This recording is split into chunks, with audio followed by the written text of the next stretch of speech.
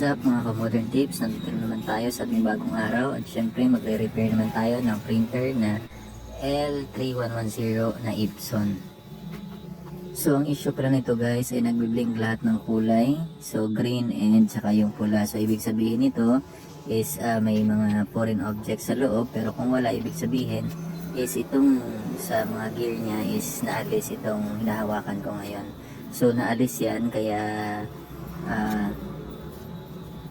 dapat ibalik natin siya, pero siguraduhin natin na dapat yung pagkabalik natin ay tama. So dahil ang adhesive niya ay parang hindi na dumidikit kaya siya na natatanggal, so dahil wala tayong pangdikit, lagyan muna natin ng munting double-sided tape. So ibabalik natin yan, lalagay ng maayos at tatakpan ulit ang printer at titingnan natin kung gagana ba ang ating ginawa at kung hindi na ba magbiblink o magpiprint na ang ating Epson L3110. So ayan, tatakpan na natin at isasauli lahat ng mga parts niya. So ngayon, ayan, ituturn na natin yung printer. Tingnan muna natin, mamaya na natin ibalik.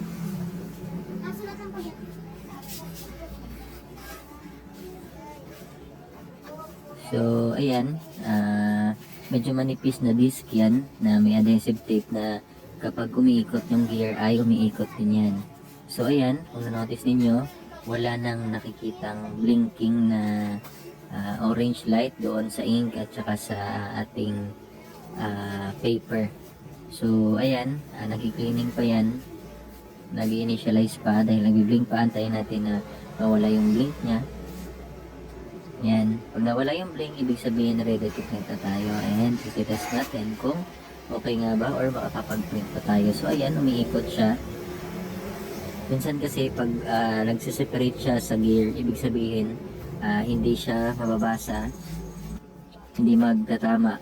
Ayan, so pag na ganon, gagawin lang, halimbawa nag-steady yung lights lahat, i-turn off lang natin, tsaka i-on, mawawala na yon.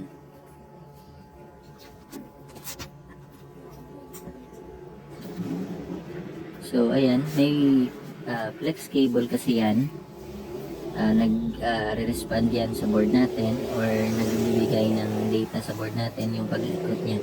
So pag nawala yan, of course, merong missing na part sa ating Epson L3110.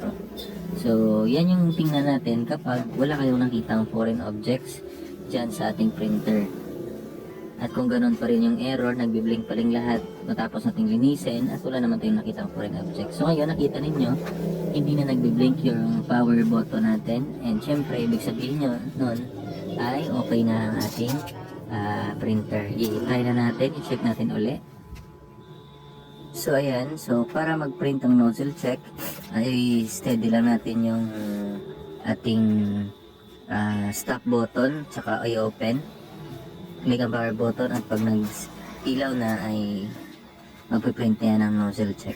So check natin, ayan, nagpiprint na siya. Ibig sabihin hindi nag-jam paper, kasi yung sinimulan nito is nag-jam yung paper at yun na yung nangyari. So ayan, nagprint na siya. Tingnan natin, pero makikita natin, ayan, yung kulay niya dahil matagal siyang hindi nagamit, medyo kulang yung itim natin. Yung color ang color ay okay, pero